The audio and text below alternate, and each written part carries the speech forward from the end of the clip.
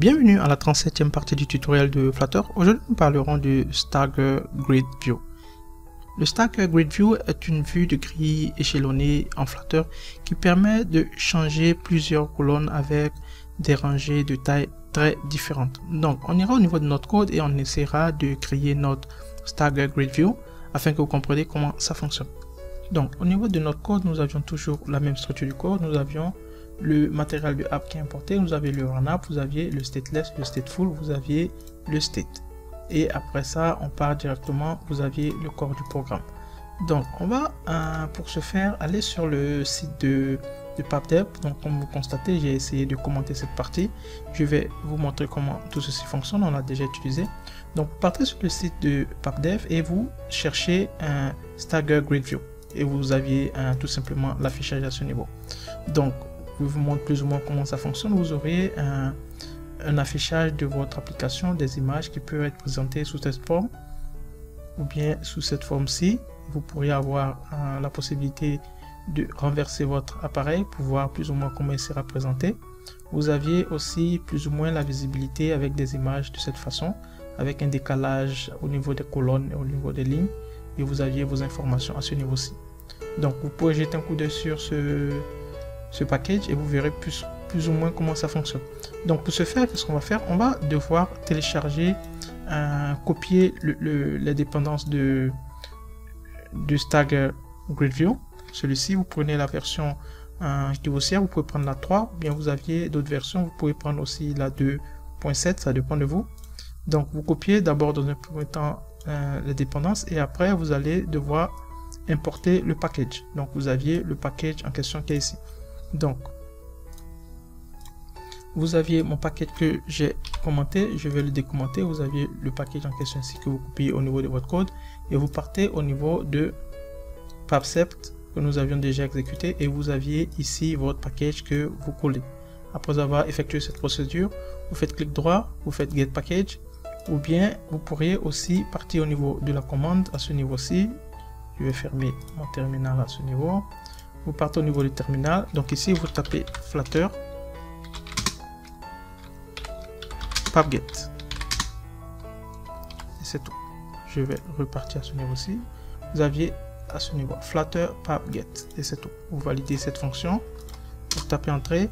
Et automatiquement, il va devoir installer le Stagger Grid View. Donc vous voyez ici c'est installé. Donc après ça, c'est bon. Donc vous aviez votre fonction à ce niveau-ci qui est installée et on va devoir travailler sur cette fonction.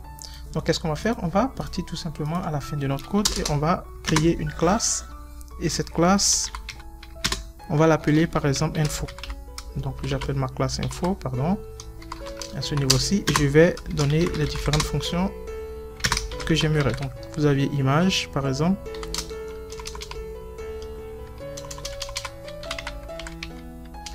Image. Vous aurez la deuxième fonction, je vais prendre par exemple le titre, vous aurez le titre en question de l'image et enfin pour terminer on va prendre par exemple la ville, donc je vais prendre city.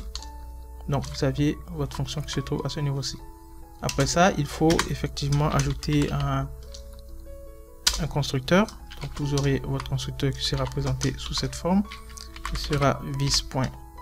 Donc vous aviez d'abord image, après vous pourriez avoir vis. Le titre et après on se termine avec la ville. Donc vous aviez votre constructeur qui se présente sous cette forme. Voici d'abord pour commencer.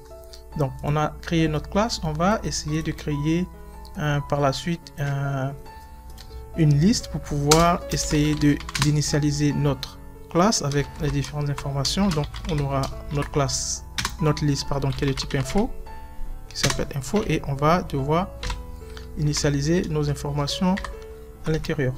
Donc vous aurez par exemple info, la première en question. Donc info va devoir contenir info avec un i en majuscule parce que c'est la classe en question. Ok. Et ici vous aviez image. Donc vous avez une image, on va récupérer une image du net pour commencer. Je mets une virgule. Après l'image vous aviez bien sûr le titre. On va récupérer aussi un titre et pour terminer on va prendre encore une ville. Donc vous aurez par exemple la ville. Donc ici au niveau du titre, je vais mettre par exemple un luxury. Donc vous aurez des maisons, bien des appartements. Je prends par exemple du 4 bedroom, donc avec 4 chambres.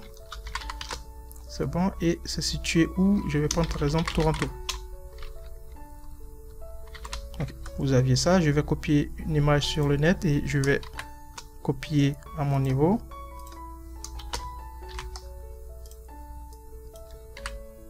Vous aviez mon image qui se présente sous cette forme. Donc on va devoir créer plusieurs informations. Donc je mets une virgule ici et je vais devoir copier plusieurs informations du même type. Ça veut dire image, titre et city. Donc je vais récupérer l'information que j'ai déjà formatée. Ok, et vous aviez cette information. Donc vous aviez plus ou moins les mêmes informations. Vous aviez l'image, vous aviez le titre, vous aviez la cité, etc. Donc vous aviez ça. Donc on va devoir terminer maintenant avec la création de notre stateless. Donc je viens ici, je fais stateless, je valide et je vais donner un nom à mon stateless. Donc mon stateless, je vais l'appeler par exemple show image. Vous aviez mon stateless qui se présente sous cette forme. Et mon stateless en question, il retourne un conteneur.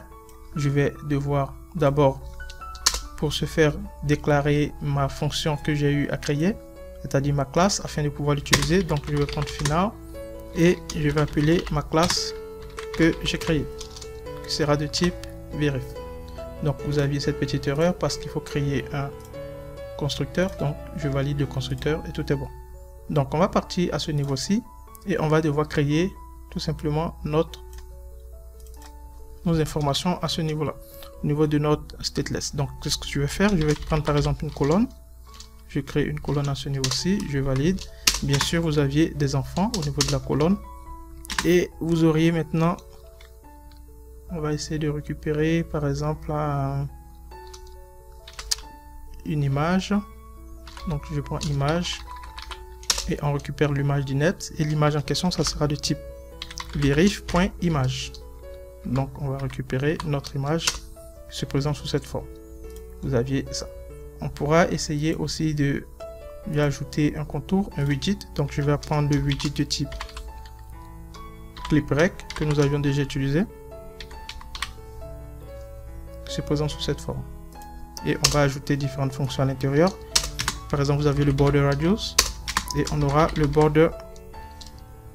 Une seconde, on aura le border radius. On va prendre circulaire, on va le mettre par exemple à 8. Ça c'est déjà bon. Et on va ajouter maintenant les différents tests que nous pourrions avoir à ce niveau-là. Donc, on va sortir de là, on met une virgule ici et on aura à créer nos tests. Donc, on aura nos tests. C'est bon. Et à l'intérieur, vous aurez, on va appeler la fonction verif.test. Donc, on aura par exemple la ville en question que nous récupérons. On lui ajoute un style.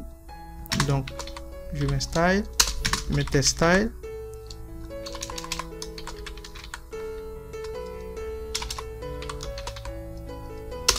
Ça c'est bon. Et on va lui ajouter un font.